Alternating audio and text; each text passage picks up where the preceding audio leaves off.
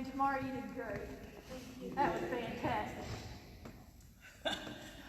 And thanks for picking me on your team.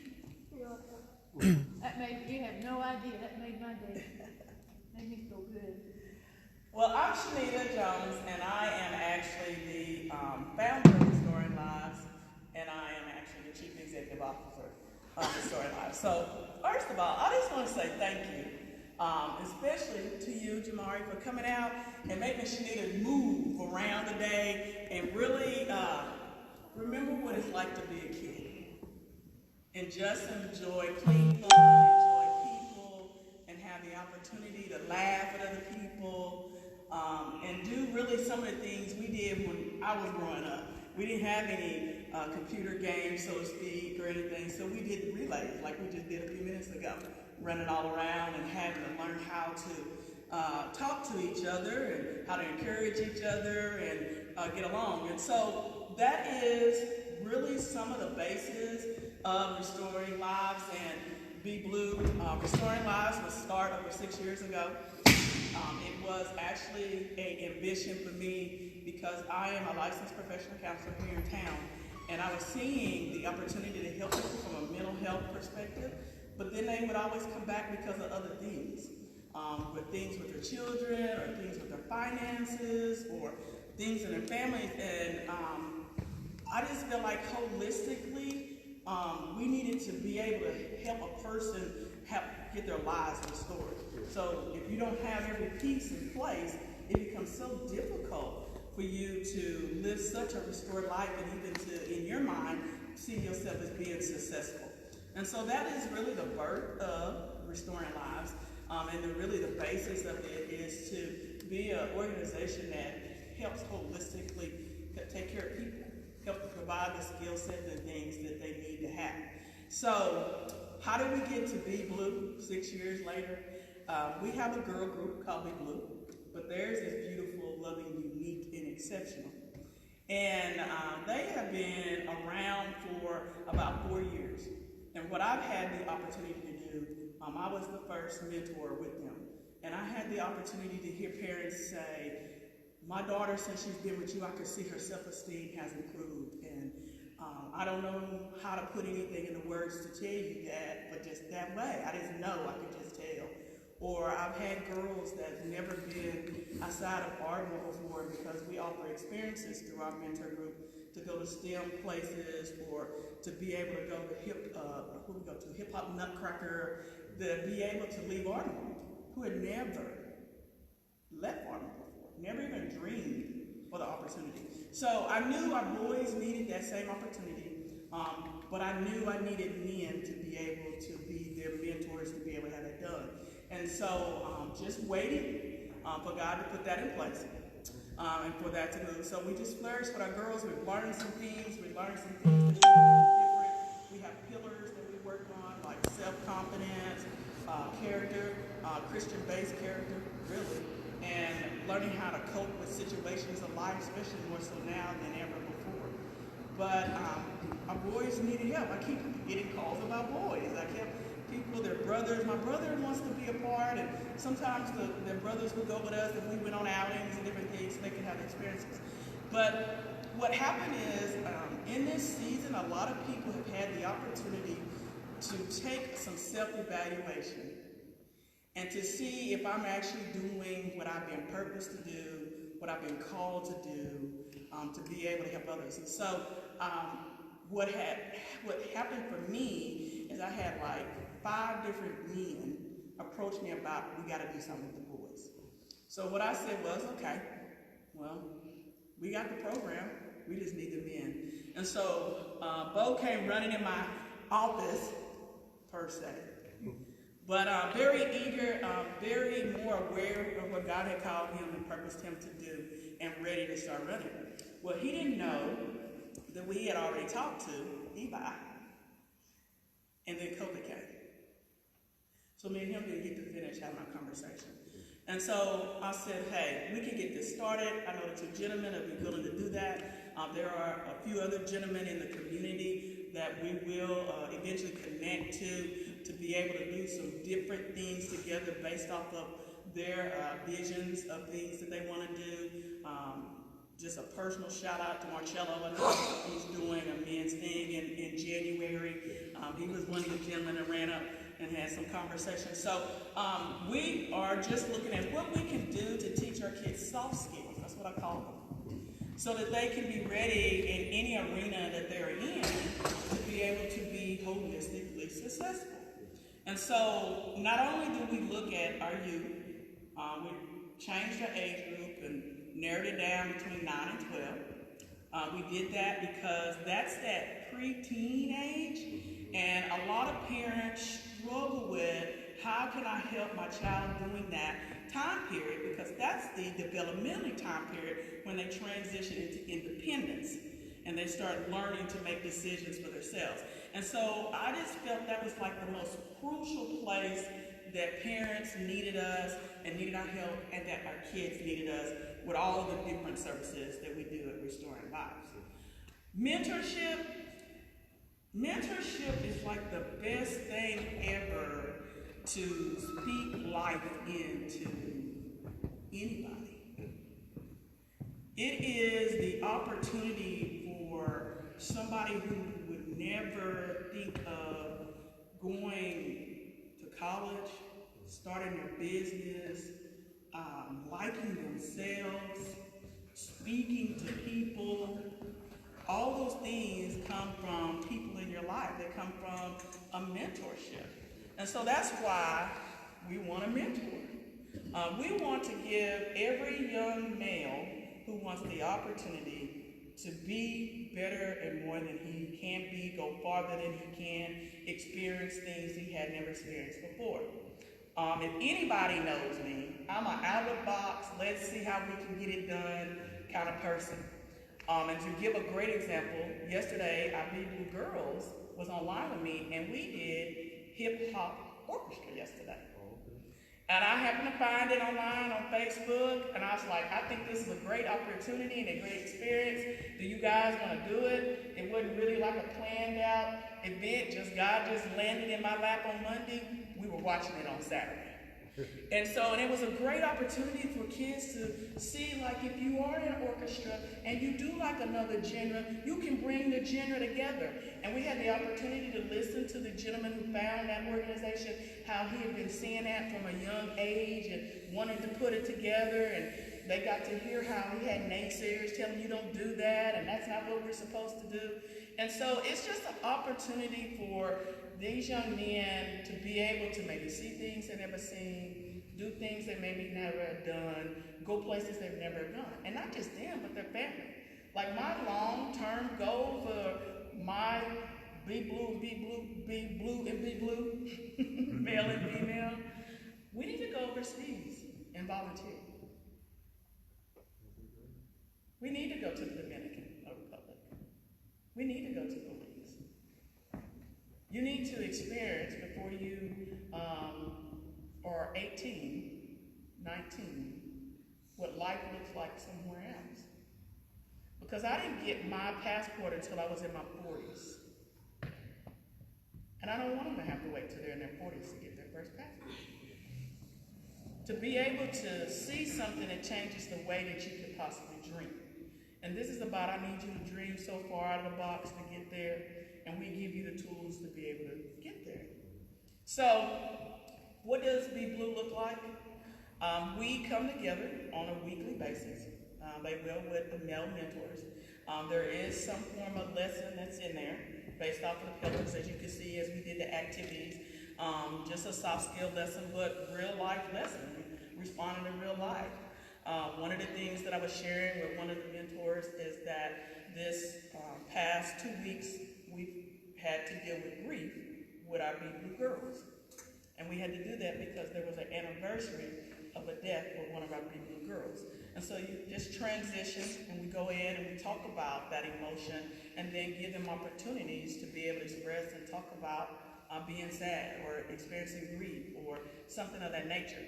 So we want to be as realistic as we can, stay with, of course, any of the curriculum that we can, and then experiences, connecting in to the Goddard Center, connecting in like that on Facebook to something when we can travel again. We do travel to Oklahoma City and Dallas to different places so that they have exposure, especially STEM. STEM is very important to us, and you'll see that they'll do STEM activities on a regular basis or go to different places to learn about STEM. But having fun in the process, learning how to get along with other young men and adult men, learning how to communicate.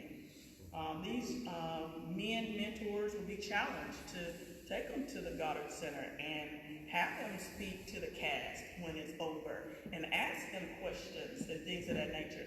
And challenge to kind of help them through the lessons of like, this is how you ask, you need to look people in their eye, this is about shaking hands. These are some questions that you can ask. Because my big blue girls, they know. That's what they do. Helping each other. The 12-year-old has to be concerned about the 9-year-old because you're the elder. And when I mean concern, I don't mean concern about what he's doing negative. I mean concern positive, to be able to help.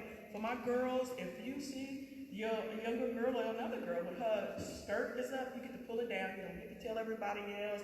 You just go take care of your sister. Same thing with the brother. Go take care of your brother. One of the things that I have seen through my age group in females, and I feel it's in males as well, we don't do well at getting along. And we're constantly loving to talk about the negative of each other. And so I just look like, go back to basics. Let's teach it from a young age. No, we don't do that. You don't get to talk about your sister. You get to be there for your sister. You get to be her support. And so one of the best things that I got to see those young ladies do, the United Way of Southern Oklahoma asked those Blue girls to come open up their program last year. And one of the things that they wanted them to do was speak about how being a part of that mentor group had changed their life. And so they were nervous when we got here, but I had one girl who looked at me and said, I'm not doing that this year. And I said, yeah, you are. And so I said to the other girls, I said, so we have to support. Those girls stepped up and they armed her, they backed to back her, they surrounded her and said, you got it, and we got your back. That was the most enjoyable thing for me to see in the years that I had been working with them, that they got it. And they knew what they really needed to do. And really, that is a lesson that all of us, I think, need to do, is arm to arm, side to side, back to back, I got your back, to be able to help support you. So that's just the small part of the mentorship. We do so many other things to be able to help, but that's what we want to do with the boys, to be able to give them really the tools to be great young men and better men that really go out and impact this world in such a phenomenal way. And I have always felt that Ardmore has the most talented, most intelligent, most visionary, most creative people in it. And that we have the ability to impact the world just like everybody from Dallas, Oklahoma City, and some of the other places. Sometimes I just feel we just didn't get the door opportunity, or maybe we were too scared to go through the door opportunity. So this is our door opportunity to take the next generation and show them really what we can do in this world and how we can impact and make a difference in this world for people. That's Big Blue. Bold, know how to love, unique, and you are empowered to go be the best that you can be. So looking for that to meet every week. We'll start out face-to-face, meeting weekly. And then if we have to, because of the season of flu, COVID, we're prepared to go virtual. Our girls right now, they meet once a month. It's face-to-face and then virtual for the rest of the month. So we're prepared. What happened for us is when COVID came as a nonprofit, we came to a complete halt. And so I really went into some prayer and like, I don't like this. And God said to me, then you don't need the walls. So we have no walls. So when we do go virtual, we'll be open to anybody, anywhere. I'm talking to some people that currently right now are offering their services overseas. So we're gonna offer and help whoever God calls for us to do. We are no longer bound by any walls whatsoever. We're the nonprofit without the walls, is what I call it. And so, love to be able to help you, young man. Love to be able to help you. I think the great thing that transitioned for us this year is that we learned we have to pick up case management. So we're in the process of knowing that not only can we have to help our children, we got to make sure their families are okay. So we reach out to make sure their families are okay, and then we resource how we can to be able to help take care of the family. That's Big Blue. Very small portion of restoring lives, but that's Big Blue. If you are interested, for those of you that are online, to know more about Big Blue, we're doing an informational more about restoring lives. We're doing an informational meeting Tuesday night. If you want to come be an ambassador volunteer, if you want to come learn about being a board member, come jump on, register, and jump on Zoom at 6:30 and come hear about who we are, come hear some of the testimonies, come see how you can help build youth of the future. We would love to have people coming together. We're here to collaborate. We do not want to compete. We're trying to work together to impact each other. So that's Big Blue. So, what questions might you have? Just the scheduled days during the week. So, currently right now we're scheduled for Tuesday. Scheduled for Tuesday, tentatively for Tuesday. Yeah, for Tuesday. Every other Tuesday. Every other Tuesday. Currently right now with these gentlemen, what we discussed at the office is they need to meet weekly. So we're going to be working, trying to find men to offset their schedule. Okay. And so that we can meet weekly. And we are respectful of the leaders that come work for me. There's other things they do in the community, other things that they have to do to take care of themselves. In 2020, I learned to be very big about self-care.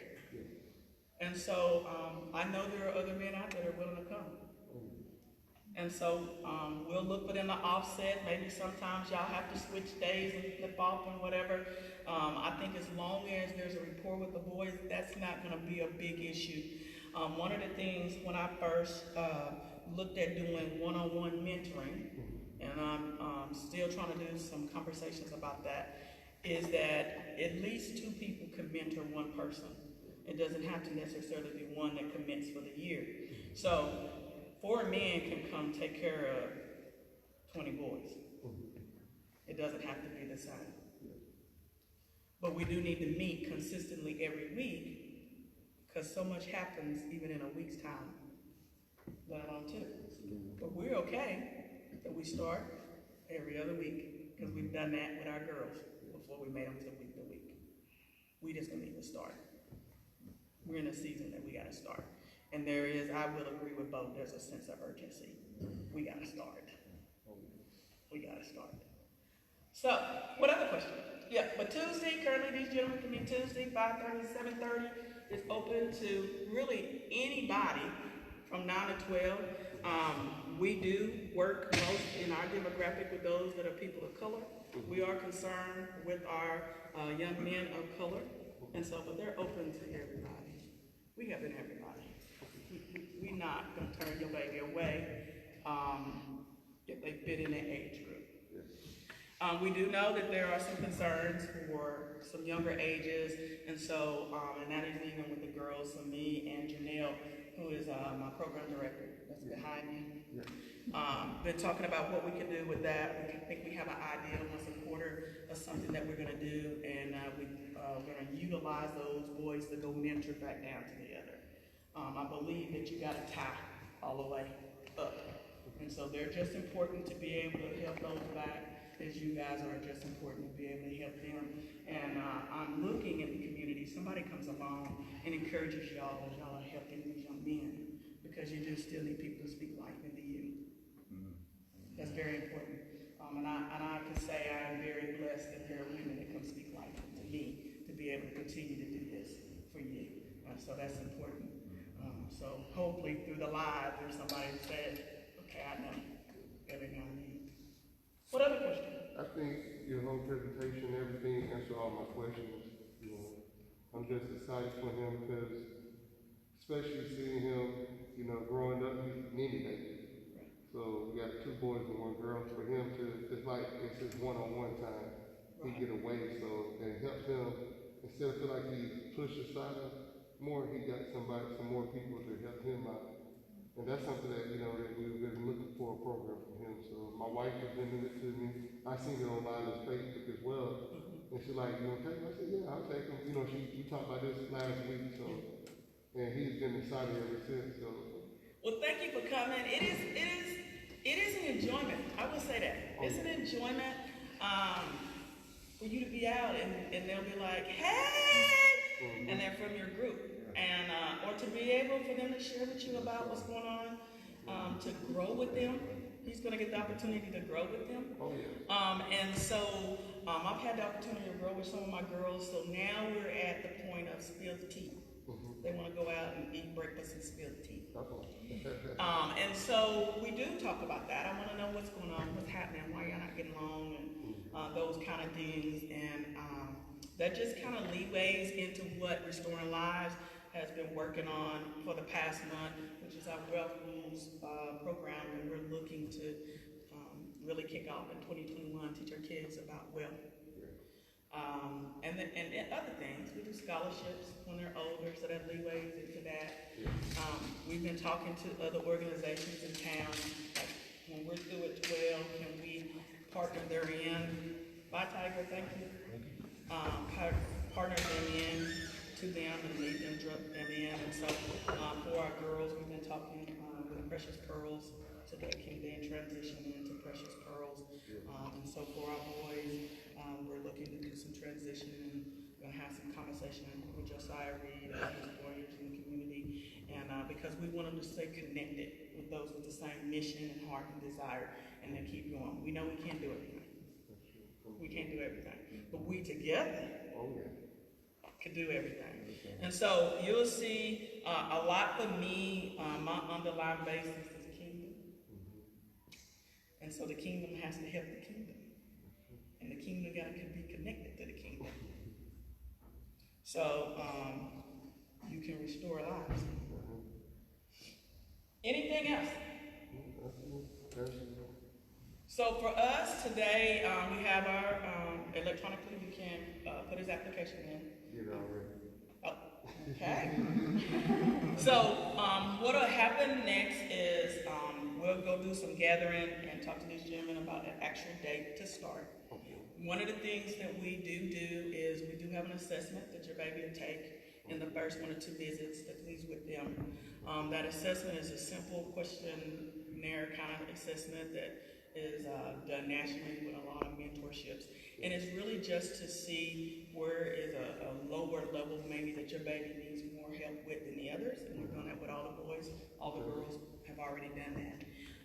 We knew we needed to really gauge how we were helping. And then we needed to know like where we really needed to help. So found an opportunity to do that. We will assess, and then we'll assess as we go along to see how your baby does. Appreciate it. You're more than welcome. Thank you guys for signing up. Yeah. I love my buddy. Yeah. And so if you know other young men, if you know other places that maybe Janelle or me or Eva, you gonna go? You ready for me to say could come present and tell you about the big blue? And because Bo will go, but Bo will go for me. But no, if you know other places, we'll come tell you about who we are. Yeah, if you're you know, the church, you know, Yeah. come by and everything. I'll talk to pastor, you know, most likely he'll say yes regardless. So. I'm gonna call him. Oh yeah. Yeah. Look, I'm gonna text. No. Me too. But no, seriously, this is not about any of us. It's about the youth. Yeah. You know, And being impact. And then when we don't have it down to a science perfect, I mean, we're okay. You pull to the side and say, I think it'd be better if you did this kind of acted in this way or this kind of that way. I take corrective criticism. Absolutely. So we're okay with that. And I'm okay with explaining why we do what we do as well. I love the people that come work for me, so I'm very protective about who's with me and who's my volunteers. I'm overly protective about who is our consumer. So we don't get to do negative things about that. So if you have concerns, I tell everybody, call me.